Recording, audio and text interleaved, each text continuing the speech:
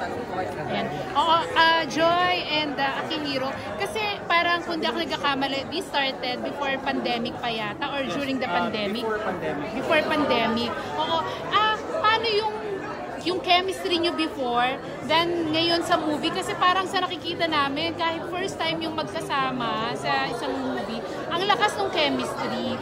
So, paano nag-start yun? Anong difference noon at ngayon?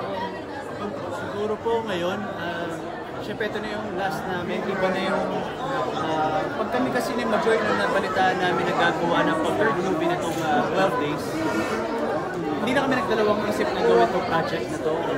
Dahil number one, si Majoy yung kaka-work ko, and excited ako dahil same production group ulit, tapos same producer, lahat pare-pareha. So ako po, siguro yun din po yung magic pag gumagawa po kayo ng film. Kailangan talaga yung closeness sa isa't isa, solid. So kami si Majoy, ilang years ko na rin po siya naka-work sa MMK po, tapos gumawa kami ng 12 Days to Destiny. So ito po yung pangatlo namin, talagang yun siguro yung excitement, yung storyline ng 12 Days, nakaka-excite kasi sila pa rin yung kasama, si Majoy pa rin yung kasama ko dito. Ako naman po kasi siguro si Aki sa mga siguro comfortable po kung mag-work kasi talaga na pero siguro yung sa chemistry namin, alam namin kung ano yung ginagawa namin at gusto namin yung trabaho na ginagawa namin. Kaya siguro. Pero nung mga first few days na nag-start kayo nito, meron pa rin bang mga hiyaan muna? Parang wala. Sobrang comfortable na talaga kayo. Na talaga. To the point na pag mag-take kami, nag-uusap pa kami paano natin gagawin yung ano yung pwede pa natin gagawin para mas kumanda. Minsan nga parang nilalaro na lang namin yung mga scenes, tawanan with direct. Kaya siguro napapaganda rin yung mga scenes. Pero pagka seryoso yung scenes, pag mga drama talagang grabe, 100% yung binibigay ni Majoy na focus pati ako para gumanda sa screen. So, ito ba yung first kissing scene nyo? Or meron ng Yes, ito po yung first kissing scene. Doon kami kinabahan. Yun talaga. Pero sa hindi kasi ba yun? Yung vows sa kayong kissing scene? Yung wedding vows sa kayong kissing scene, yung rehearse sila? Take po. Yes po, take po. Bilang para po kami Kabado kami. Take na. Kasi feeling ko, yung doon mo rin nagagamit yung sa character namin, yung kaba namin, ginamit namin. Gusto namin take one lang to. Kasi magagamit namin yung kaba namin dun sa character namin. Kaya siguro lumabas sa wedding vows, sa kiss. So naging natural lang. Take one movie. Yes po. nandito ka ba? Kasi yung kissing scene hindi po kasi medyo meron po kami mga doon eh. Syempre marami shots na. First time namin magkikiss ni Camille. Kasi pag pinanood niyo po yung part 1 and part 2, talaga parang bata pa kami nung pinakita yung pictures. So siguro, hindi pa yun yung right time po para gawin namin. Pero Akihiro and Majoy, kasi syempre para maging ganun kayo comfortable sa kissing scene. Paki-update naman kami, meron bang something na in real life between you? Kasi para lang din syempre sa kaalaman din ng mga fans na nag-i-expect, you know. Kami po ni Aki were very good friends. And super enjoy po talaga namin. Very comfortable. Kung naririnig namin, kunwari may mga schedule kami, may taping si Majoy at si Aki, excited kami dalawa na magkatrabaho sa isa. And feeling ko, yun din yung mainam din sa amin talaga yung friendship. Wala kang tinibelo? Oo. Friends lang kami, best friends. Bakit? Kasi ko alam ni Aki. Hindi, oo. Kasi, Oy, nag-expect, charot. nung mga una kasi ng mga, dun sa mga pictures namin, mga bata pa kami noon. So, puppy love yun ngayon, best friends. Level. So, may chance na maging kayo. In real life. On and off. Hindi. Kasi po, we're very happy na kami ganyan. Successful lang. Pero meron ba kayong ano? Sa iba? Committed ba kayo sa iba? In a relationship ba kayo? Wala kayong girlfriend. Hindi naman pala. May chance. Hindi ba nag-attend sa'yo si Aki na nandun ka? Ano na? Hindi ba nag-attend? Ang dami ng attempt ni Daniel dun sa real life. But life, Siguro, kasi bagay kayo. siguro doon sa movie kasi, simula nung una, doon lang kami nag-start talaga yung pagkakaibigan namin. Hanggang sa ngayon, nung tumanda namin, nagkita kami ulit para i-shoot yung part 3. Wala, yun lang talaga yung ano namin, yung connection namin. Dalawa. Walang spark? Nung nakita kayo sa party? Walang... May spark yun, meron naman, excitement. Ay, ng blade. Spark.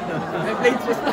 Pero nung time na medyo, yung natigil kayo sa shooting, continuous yung communication nyo. Meron po kami GC. Sa lahat ng group namin, nag-post na natin. Tsaka pag meron mga events minsan, tatanong kami, Madge, andyan ka na ba? Yung mga ganun lang.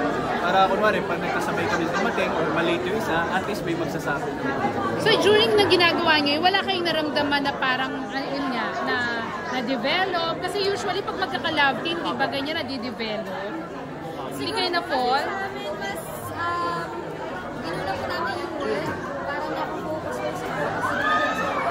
And yung friendship po talaga namin, mas maganda. Yes po. Pero pwede kayo mag-love, ano, di ba? Mag-love na distraction natin. Wala Thank you po, distraction. thank you po. Super gaan po talaga po yung Saan ka galing mo, Mon? Yung pinagpakabuti na enjoy, nakina ng acting award yan. Thank you, Mare. Congrats kay Mary Joy. Congrats. Sabi nga nila isa sa movies, yung acting niya, yung performance niya. So after this, ano nang plano sa love team nyo? Kung ito na pala yung last, parang last part. Siguro po, gawin mo kami ni Majoy. Ikutin pa namin yung roller coaster ng craft namin, yung acting. Like si Majoy, meron siyang project ngayon sa ABS, kontrabida siya. Ako rin kontrabida ngayon sa Chasing in the Wild. So, i-enjoy lang namin muna yung iba-ibang character at saka yung blessing ko. Basta kami acting joy. But if there's a project na mag-work in the Yes, oo naman. Pero ito kasi po yung napag-usapan na po natin. Sinabi na rin ni Sir Robert at yung director po namin. Ito na po talaga yung last na story ng Sana. So, ayun. Pero, magkikita ulit kami. Ibang story naman. Opo, ibang story naman po sana. In real life ba, may situation na napanap na nag-imputan kayo ng parents before? Malaking factor. Ay, yes, oo naman. Bilang ako girl, Bulacan pa po kasi ako. So medyo medyo conservative din po talaga. So may mga time na hindi mawawala yun. Dapat siya sumalabas sa Sa YouTube po ipapalabas siya sa February ulit. For free na yun. Asan mo yun? Yes, po sa Zane. Pero ngayon po magsa-showing siya sa Vivo 1. Mamaya, 9 p.m. po. Sana na-start ako sa ano na. Opo. Thank you po. Nag-alas na lang. Ano ba kayo? Hindi, para continuous po yung yung part 1 payatot kami.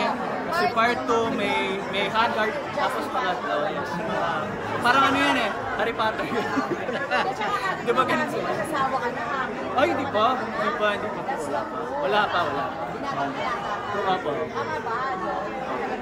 Si Majoy, Kaka-18 ko lang. si Majoy, nagka-boyfriend ka na? Nagka-boyfriend ka Mga na? ano po, yun yung mga patula pa ng high school, college, mga ganun. Pero wala pang serious talaga. Hindi ko po, magbata pa po sa noon, pero may mga ano naman po ako, may mga patula po. MU po ba? Hindi na bagay sa akin. Pero ngayon, are you dating? Happy and content. Thank you so much. Thank you. Bernard. Usapan ko pala namin. Pero grabe, ng story, ng lahat, especially Aki, sa leveling ni Aki dito, kailangan Ako, first time ko kasi mapanood dito sa big screen. Nagulat na ako na ganun pala yung pinagtrabahuan namin ng sobra-sobra. Grabe yung hard work na ginawa namin, nakita namin doon. And sobrang nakakagulat ako kasi kahit hindi ko ka-eksena yung mga ibang cast doon, nakita ko ang gagaling nila. So, kaya siguro lahat kami sinisipag na doon sa mga taping, ganun-ganun. Kasi lahat kami parang teamwork yung nangyari.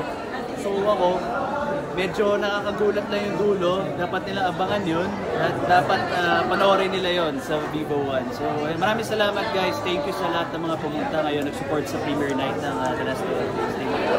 Sige po, one more invite ako. Okay. Ayan guys, The Last 12 Days mo. Showing na po yan sa Viva. One! Let's go! Kaya po, may mga